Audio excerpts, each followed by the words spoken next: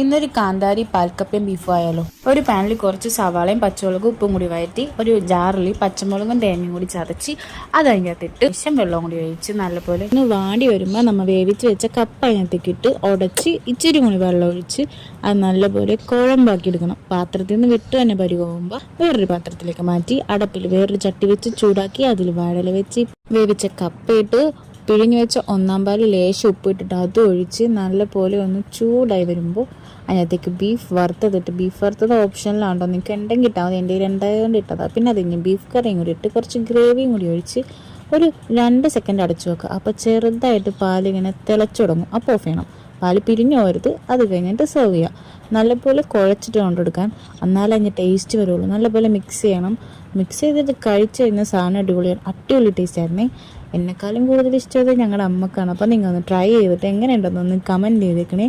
By.